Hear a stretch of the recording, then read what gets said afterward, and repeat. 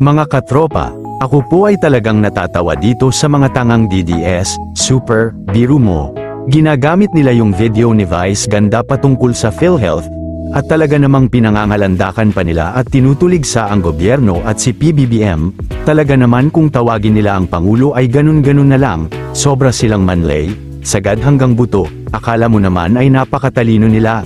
Pero mga katropa, may napansin ako sa video ni Vice Ganda na ginagamit nila. Bakit naka-face shield? Kailan ba tayo gumamit ng face shield? Kung hindi ako nagkakamali, sa panahon yon ng pandemic, at kailan ba yun, hindi ba si Digongyo ang presidente noon? Dito po ay minsan pang pinatunayan ng mga DDS na sila ay mga walang utak. Opo mga katropa, ginamit nila ang video ni Vice Ganda na panahon pa pala ng Tatay Digong nila. Sus Merisep, mga bobo, bueno, panuorin na lang po natin ang video at kayo na ang humusga. Pag nabalitaan mo yung ginawa sa PhilHealth, mamamatay ka agad. Kaya nga iba parang ang tawag na PhilWealth eh. Sobra. Diba? Grabe po yung kasamaan nyo.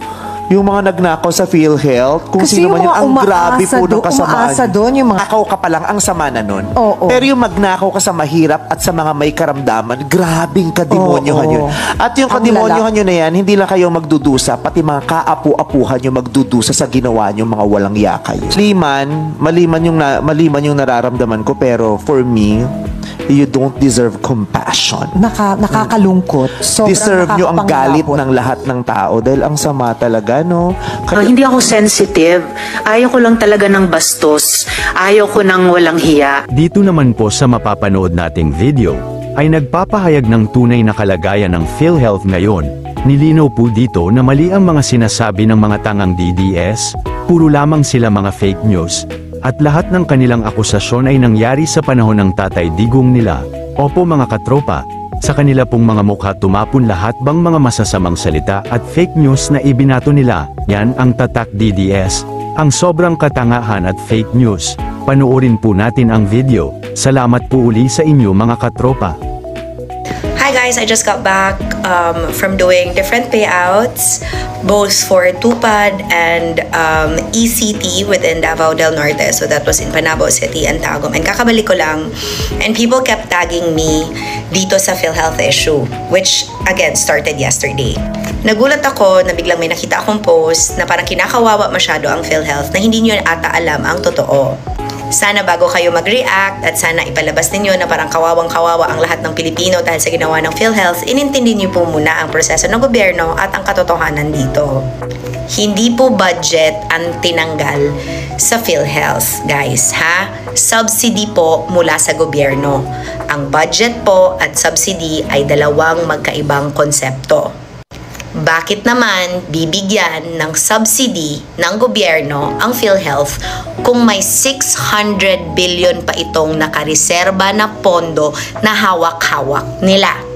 Ulitin ko ha, hindi kawawa ang PhilHealth dahil tinanggalan sila ng subsidy kasi may 600 billion pa silang hindi nagagamit na pondo. Sa hindi po nakakaalam, ang PhilHealth po ay hindi po siya nag-spend according sa agency, kundi nag-underspend po siya.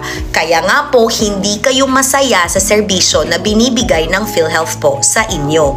Kasalanan po ito ng PhilHealth, hindi po ng gobyerno in general. Ang PhilHealth po ay question, bakit sa dami-dami ng pera nila, 'di ba? Ang laki pa rin ng contribution at hindi pa rin nagbabago ang pagkaltas at sistema ng pagkaltas sa mga nangangailangan dito. Bago rin po kayong magalit, sana po isipin din po ninyo na ang medical assistance po sa mga bills ninyo sa ospital, hindi lamang po PhilHealth ang makakatulong. Meron po tayong mai-program ng DOH at of course the medical assistance galing po yan sa DSWD. Hindi rin po totoo na ang tinanggal na subsidy mula sa PhilHealth ay nilipat po sa ibang ayuda programs. Fake news po yan. Hindi po yan totoo. Hindi rin po totoo na magsasarado ang PhilHealth na kakawawain ang sambayan ng Pilipino. Hindi po yan totoo. Ang gusto lamang po ng kamera, kasama po ang Senado, ay ayusin po ng PhilHealth ang sistema po nila. Question po ang PhilHealth, bakit po ang taas pa rin ng kanilang mga contribution na hinihingi mula sa pangkaraniwang mga tao at hindi po nag-iiba yung pagkakaltas. Kasi di ba nagrereklamo kayo na ito po yung sakit namin, ito lang po yung kinaltas. Kasalanan po ito at dapat po itong sagutin ng PhilHealth. Again, nadadamay na naman ang tingog, nabiblame na naman ang mga walang alam, at syempre, nauuna kasi kayo sa takot kahit hindi nyo naman inalam yung sitwasyon. Uulitin ko, ang PhilHealth po ay hindi ho kawawa. Ang atin pong premier insurance provider po sa Pilipinas, which is PhilHealth, may 600 billion po.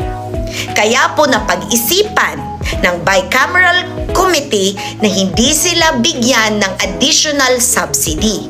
Pero, hindi rin totoong wala silang matatanggap dahil inallocate pa rin ang kanilang operational expenses. May matatanggap pa rin sila to operate the agency in general. Alright? Kasi ang budget naman po na galing sa PhilHealth ay galing din naman ho yan sa mga contributions na kinakaltas po sa atin. So, it doesn't mean, again, na magsasarado ang PhilHealth, na magko-contribute ka tapos wala na itong mapupuntahan. Pag wala na itong mapupuntahan at hindi epektibo ang serbisyo, ang PhilHealth po ang kailangang managot. Hindi po ang ibang tao. Question pa nga ang hindi paggamit ng PhilHealth sa pondo nila ng mismong si Senator Bongo. Tinanong niya kung bakit ganito ang nangyayari at hindi nila ginagastos kahit alam naman nila na meron ito. Ang hindi paggastos ng pondo ng PhilHealth ay yun ang nangangahulugan kung bakit hindi pa rin bumababa kahit may batas na ang contributions ng mga tao sa PhilHealth. Hindi rin po nagbabago ang pagkakaltas depende sa sakit po ninyo pagpasok nyo sa ospital dahil hindi rin ito binago ng PhilHealth at PhilHealth lang po ang pwedeng magbago nito dahil sila naman po ang insurance provider. Kaya sa lahat po ng mga tao na naghuhuramentado sa Facebook ko, nagme-message at napunta na naman sa amin ang blame at sinabi na naman na tinanggal namin ang pondo, hindi ho. Dahil hindi naman ho pondo o budget ang tinanggal kundi subsidy. Hindi po talaga mauubusan ng budget ang PhilHealth dahil kinakaltasan pa rin naman tayong lahat. Kasama ako. Kasi kahit man volunteer ako, I still pay yung kailangan kong bayaran to keep my PhilHealth alive kasi may beneficiary ako, which is Tony. Kaya sana bago kayo mag-orimentado, kalma. Intindihin muna ang proseso ng gobyerno. Di porket may away, lahat na lang i-associate doon. Masisistress ka na wala namang rason. Hindi kinakawawa ang PhilHealth. In fact, dapat kayo nga ang nagsasabi sa PhilHealth na gastusin na nila ang 600 billion nila na pondo para mapababa ang kontribusyon ng pangkaraniwang tao at marami silang matulungan at yung reimbursements ay magiging mas mabilis para mas epektibo din ang serbisyo nila sa iba't ibang nangangailangan dito. At sa mga nagsasabi na kawawa ang PhilHealth at pag nawala ang PhilHealth wala na, hindi rin ito totoo dahil again, uulitin ko, may DOH pa po na MAIP at meron pa rin pong financial assistance na makukuha po natin sa DSWD. Kaya nga ba lagi kong sinasabi na pag kayo inuunan nyo yung galit nyo instead of intindihin nyo ang mga bagay-bagay, di sana hindi kayo na-stress kasi wala rin namang humpay ang stress nyo kung dapat ang sinasabi nyo ay dapat talaga tanggalan ng subsidy dahil may pondo sila. May 600 billion sila. So anong gagawin sa 600 billion na yan? Ipagde-decorate sa opisina nila?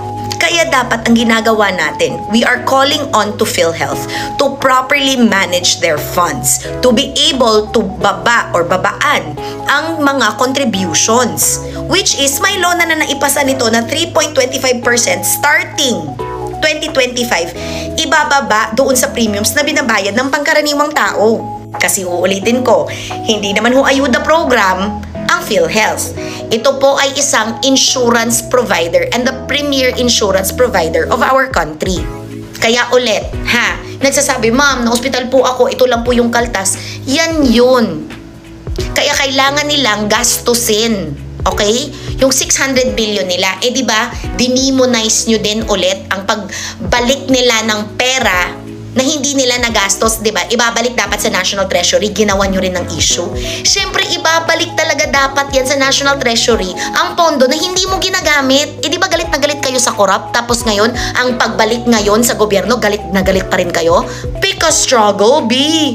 Kaya ako sa mga galit sa akin, sa mga nangaaway, sa mga nagsasabi na kami na naman ang kumuha ng pondo, hindi ho.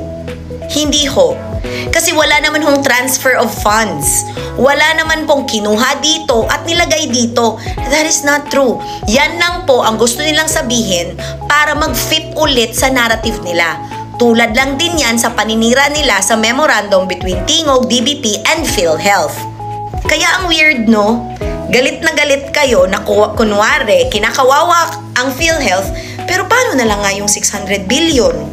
Uulit-ulitin ko talaga to at pag-uusapan ko talaga to at mahinahon talaga ako dahil ito naman yung totoo. Magalit kayo, mag-worry kayo kung totoo talagang tinanggalan at hindi na talaga magfa-function, kaso they are just being encouraged to fix their system. They are being investigated dahil despite how much they have, they still choose to charge premium. They are hoarding money. The government is losing money because of inflation dahil hindi nila ginagamit ang pondo nila. Kaya sana maliwanag ito because I am explaining it as slowly as possible and in Tagalog para mas marami ang mas makakaintindi. Kaya again, hindi kinakawawa ang PhilHealth. Hindi ito magsasara.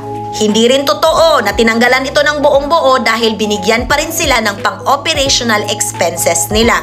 At ang pondo naman nila ay galing naman sa ating mga kontribusyon na hindi rin hihinto.